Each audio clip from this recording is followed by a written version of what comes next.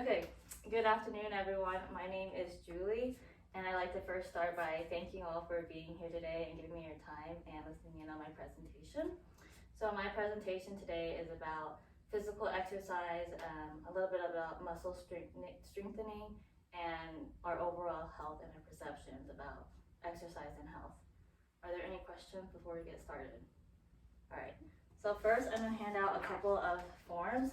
One is a flyer about what I'm going to be talking about today, and the other is a response form that I very much appreciate if you fill out at the end of my talk.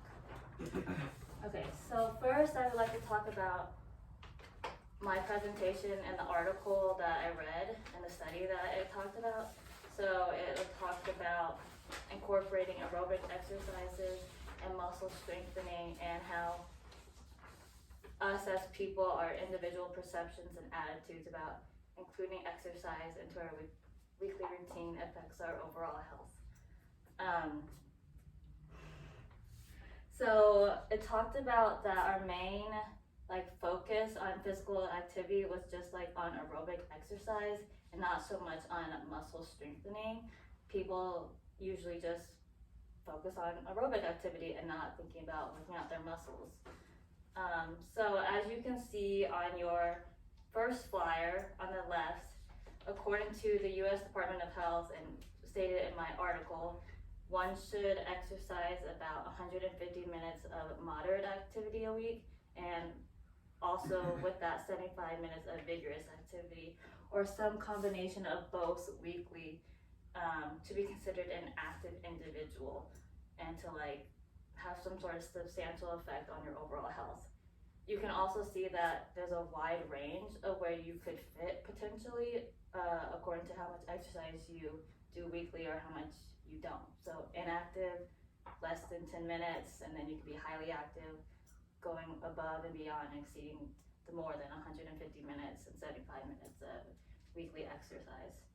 You can also see that to meet the muscle strengthening criteria, that you need to at least work out your muscle groups at least twice a week to be considered meeting that, you're working out your muscles.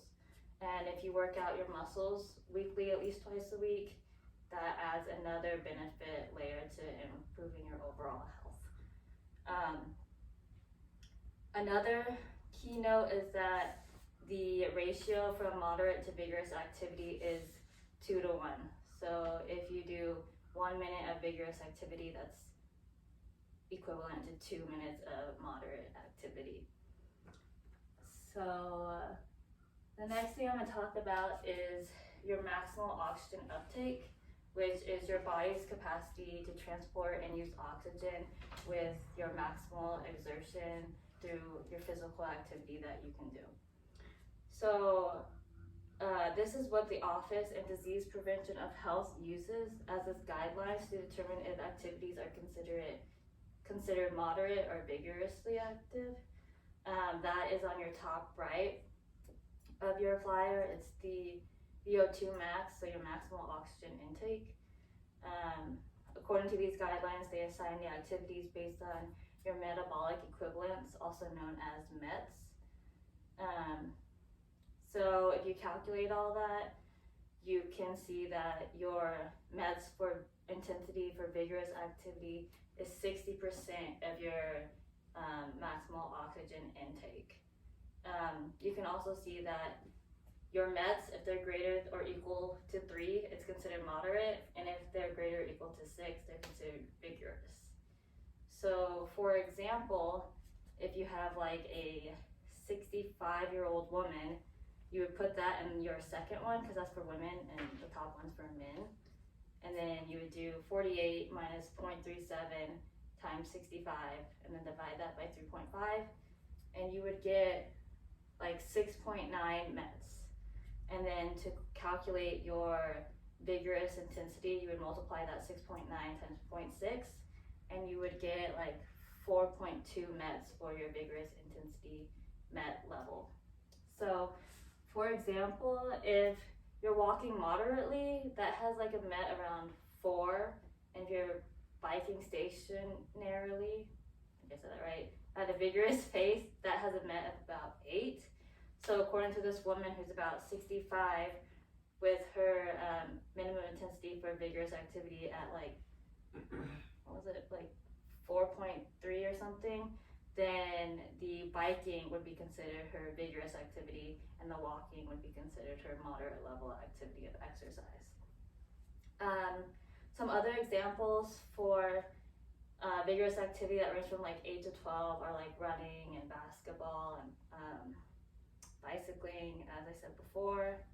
And some examples of moderate intensity that range from like 3 to 6 METs can be like Pilates, power yoga, gymnastics, things like that. So the last thing I'm going to talk about is how the study mentioned how we all perceive incorporating exercise into our daily activity routine is kind of like a mindset thing, and our attitudes and belief on, do we want to work out? Should we work out? Why do we want to work out? What's the benefit of working out is to me, and stuff like that, right? So incorporating physical activity into one's daily life correlates to our beliefs, right? So according to this study,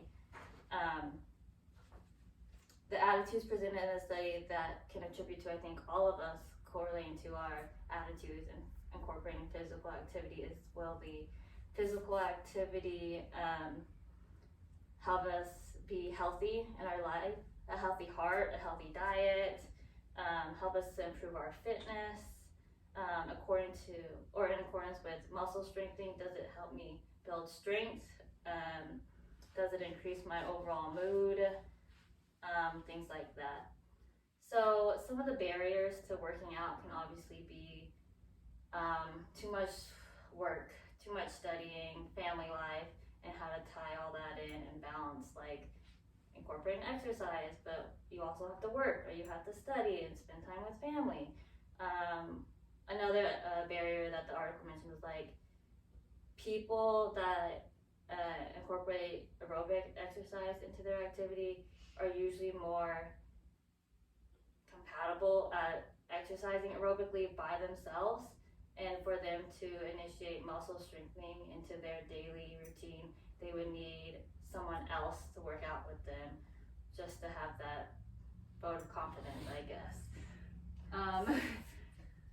So overall, I think even with these barriers that we can have with incorporating physical activity into our daily life, I think physical activity can improve one's health, decrease our stress level, and increase our overall mood. Do y'all have any questions? No, ma'am. I don't think so. All right, great. If you're done with your response forms, I'll take them back.